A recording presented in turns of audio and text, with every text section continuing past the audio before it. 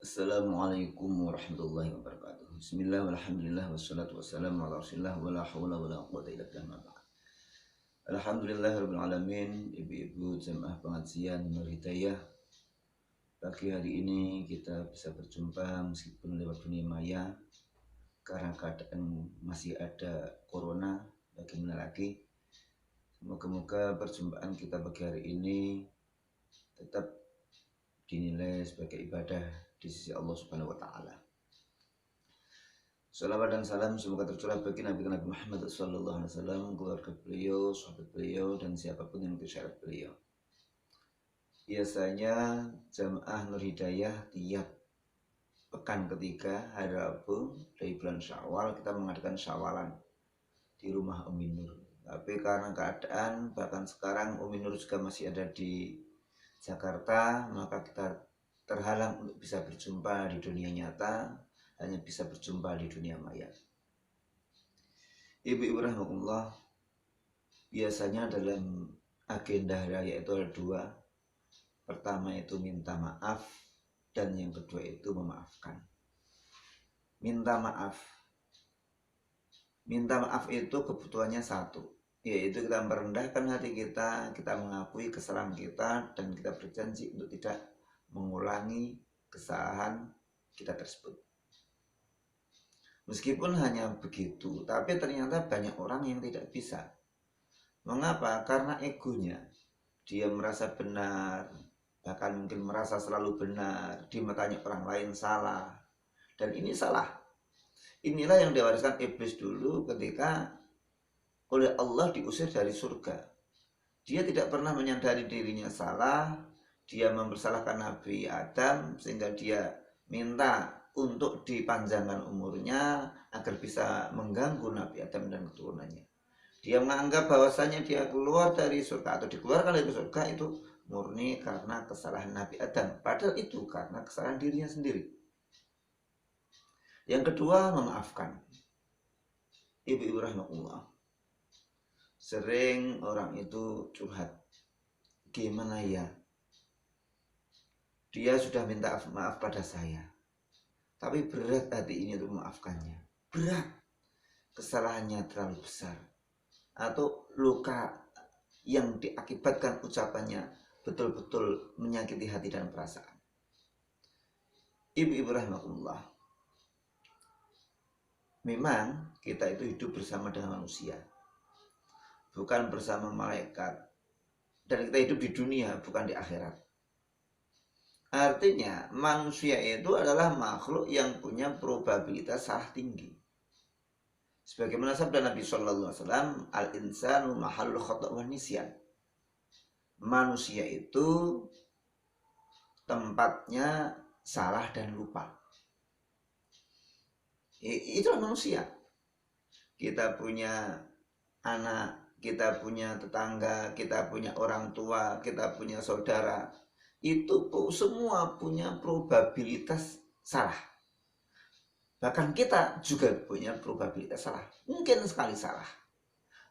Justru yang tidak mungkin itu tidak pernah salah. Tidak mungkin kita itu tidak pernah salah.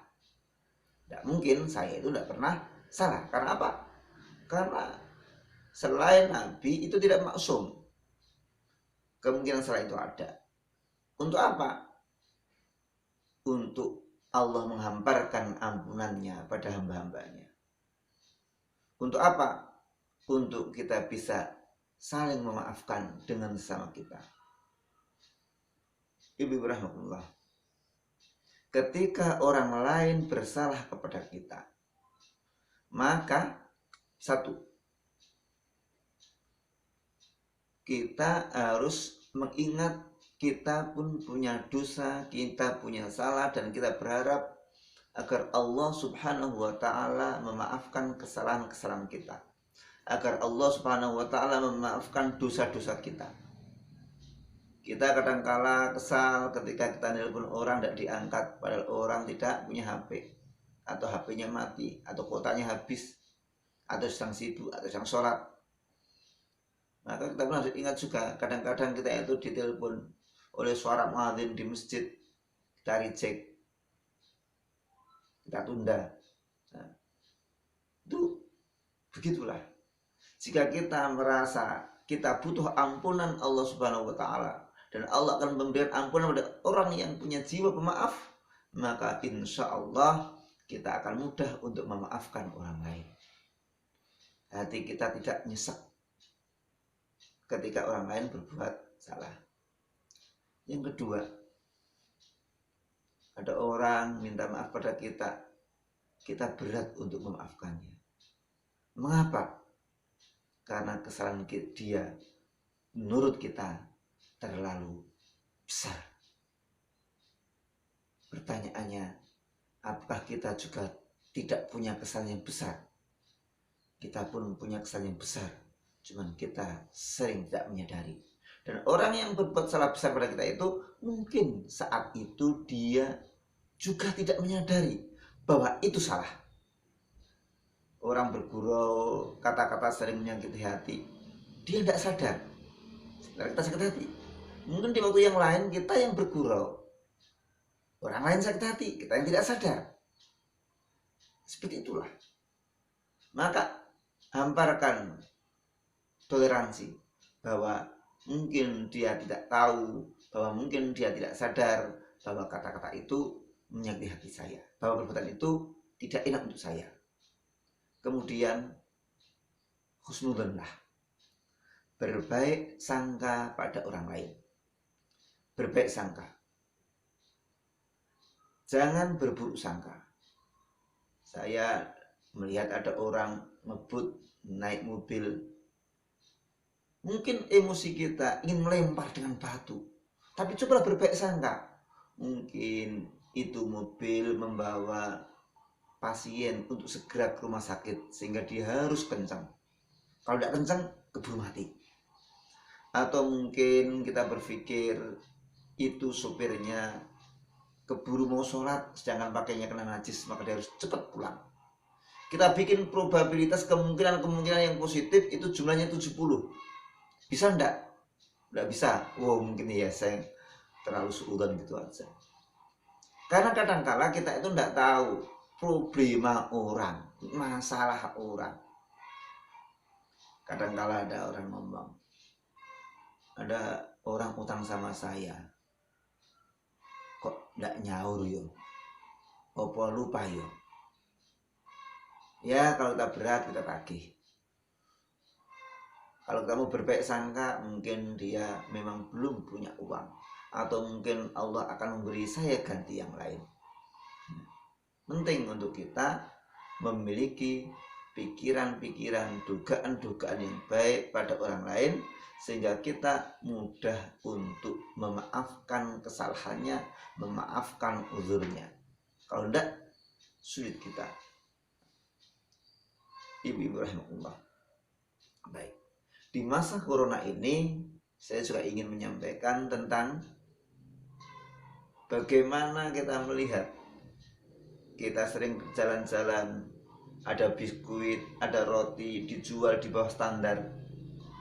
Ada pedagang ayam, daging ayamnya dijual di bawah standar. Bahkan kemarin saya ngobrol-ngobrol, ada orang kaya ngutang, itu jaminannya dengan utangnya jauh, jaminannya mahal utang untuk uang yang sedikit. Mengapa demikian? Ternyata zaman sekarang ini orang butuh uang, aset, sehingga nilainya turun drastis. Saya sendiri mengalami bahwa di bulan Ramadan kemarin saya beli sebuah sepeda motor. Saya bilang sama istri saya, ini besok kalau kita butuh uang, motor bisa dijual. Hitung-hitung kita nyewa murah. Saat itu harganya 7 juta lebih ya, kalau sama servisnya 7.500.000. 7,5 juta. Itu kalau saya gunakan 1 tahun kok kemudian harganya tinggal 6.300.000, berarti 1 bulan saya nyewa 100.000. Murah kan? Kalau kita di rentalan itu 1 hari mungkin 35.000, 40.000. 1 bulan 100.000 sangat murah. Berarti 1 hari cuma 3.000, lebih sedikit. Nah, itu pikiran saya saat itu. Tapi cobalah misalnya sekarang saya butuh uang, motor itu saya jual. Tentu turunnya drastis sekali. Kenapa? Sekarang itu stay at home. Orang tidak butuh motor. Kok mau beli motor? Artinya apa? Sekarang kita menyadari betapa logika-logika yang sering terbangun itu ternyata bisa kandas di tengah jalan. Dulu ketika kita belajar ekonomi, jangan bentuk uang. Uang mengalami inflasi. Uang itu bisa menurun harganya, barang naik, rugi kita. Kita aset dan aset. Tapi Allah Maha Kuasa untuk menjadikan aset itu kemudian nilainya turun, itu bisa-bisa saja. Banyak sekali. Ada teman saya punya perusahaan, punya hotel, punya percetakan, punya penerbitan, punya ini, punya itu. Saya tanya sekarang, wah ngeluh mas, karyawan 70 saya rumahkan. Disinilah kemudian kita menyadari bahwa aset yang kita bangun di dunia ini nilainya bisa turun drastis. Bahkan yang nabung sekarang ini sudah banyak, bahasanya itu menduduki tabungan. Tidak punya gaji tetap, menduduki tabungan 100 juta. Tapi kalau kita mikirnya tabungan akhirat, fa insya Allah tidak akan mengalami inflasi. Kullu ta'atin, setiap ketaatan yang kita kerjakan itu talhabu masyaqqatuha, pasti hilang kesulitannya. Wa yabqa thawabuha, sedangkan pahalanya tetap. Pahalanya tinggal kita nanti. Wa kullu maksiatin, sedangkan setiap maksiat talhabu ladatuha, hilang pasti kelezatannya. Wa yabqa iqabuha, dan tetap tinggal siksanya. Oleh karena itu ibu-ibu rahmatullah, sekarang kita sudah usia kita sudah lumayan lah. Saya itu sekarang udah 44 tahun. Saya ingat beberapa waktu yang lalu Tuan Guru Zuhdian Nur Kalimantan itu waktu usianya 44, dari usia saya, itu beliau bilang usia ulun 44, kada 5 tahun lagi ulun meninggal. Dan beliau meninggal di usia 48 beberapa bulan yang lalu. Nah, ini menandakan apa? Usia kita itu ternyata tidak sadar sudah tua. Saya kemudian mengajak untuk semuanya nabung untuk akhirat. Tidak akan kena inflasi, tidak akan pernah merugi. Nabung akhirat itu tidak harus uang, bisa bacaan Quran, bisa sedekah kecil. Pokoknya nilai-nilai amalan yang itu di akhirat memiliki makna. Mungkin hanya sholat duha 2 rakaat, mungkin hanya baca Quran 1 ruku kecil yang kita saja merasakan hanya segitu, tapi di sisi Allah bisa tinggi. Dan kebaikan-kebaikan yang kita kerjakan di dunia ini, besok pahalanya di akhirat itu besar. Kecil di mata manusia, bisa besar di mata Allah Subhanahu wa ta'ala. Ibu rahmatullah, sebagaimana rezeki yang mana setiap orang itu diberi yang berbeda-beda oleh Allah Subhanahu wa ta'ala. Ada yang diberi rezeki uang banyak tapi tidak dikaruniai putra. Ada yang dikaruniai putra banyak tapi rezekinya sedikit, uangnya sedikit. Ada yang uangnya banyak, anaknya banyak tapi penuh masalah. Ada yang tidak ada uang, tidak ada turunan, semuanya, tapi pasti ya semua diberi masalah yang berbeda-beda, tapi semua diberi kelebihan yang berbeda-beda.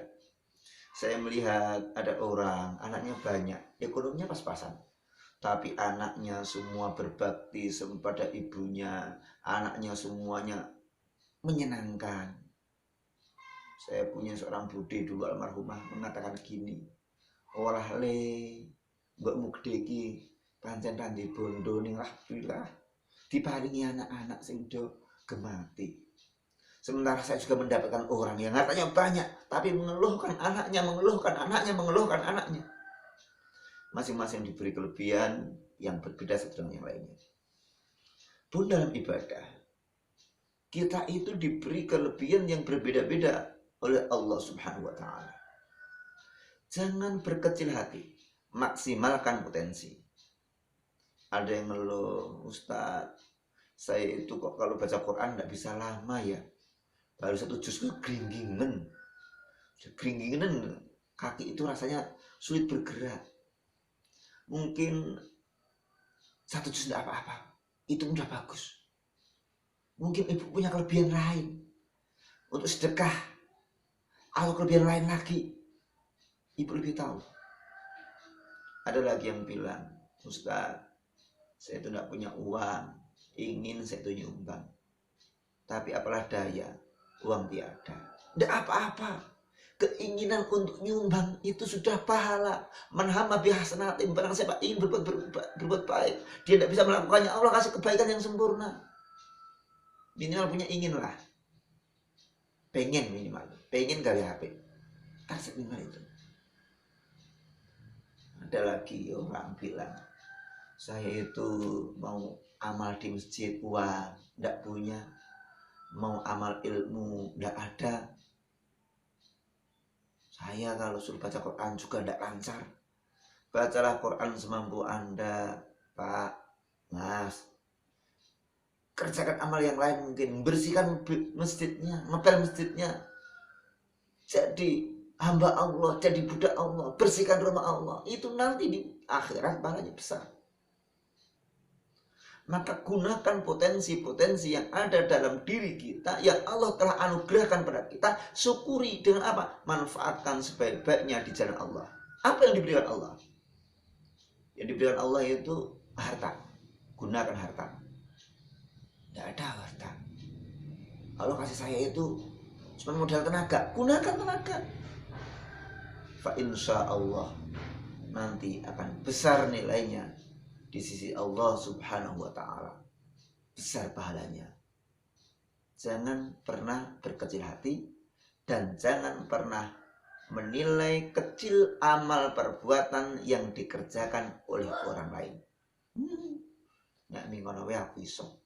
Jangan, karena boleh jadi itu adalah titik darah, titik keringat penghabisan dia. Mungkin sedekahnya cuma 10.000 perak, tapi oleh Allah dikembangkan menjadi sangat besar. Oleh karena itu, hargai kebaikan yang dikerjakan oleh orang lain. Jangan diremehkan, jangan disepelekan. Ada sebuah cerita, ada orang biasa saja, amalnya biasa, malah maaf-maafan, agak norak gitu. Sukanya itu berbagi pengajian di WA, sukanya itu berbagi tausiah di WA. Ada yang mencibir, rangi lo gitoke dewe. Artinya rangi lo digitoke dewe. Saya bilang, dia itu sudah mau baik, berbagi tausiah, berbagi nasihat. Memang mungkin dia belum baik, tapi minimal dia itu punya upaya untuk berbagi kebaikan. Itu yang dilihat, jangan lihat pada dirinya. Mungkin dengan cara itu dia akan bisa berubah.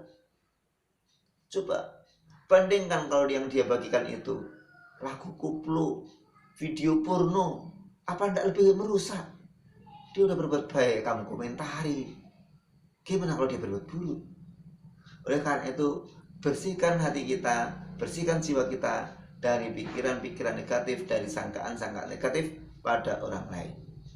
Demikian, semoga bermanfaat bagi kita di bulan Syawal ini. Semoga kita tetap bisa istiqomah beribadah kepada Allah Subhanahu wa Ta'ala dan tetap bersabar. Kadangkala Allah memberi pahala itu bukan karena kita mengerjakan apa-apa, tapi justru karena kita tidak ngapa-ngapa. Tidak apa-apa gimana? Tidak ngeremeng, tidak ngersulo, dan lain-lain.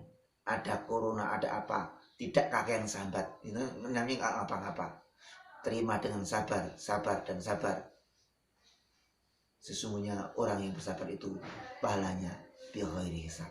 Demikian akhir kalam. Wassalamualaikum warahmatullahi taala wabarakatuh.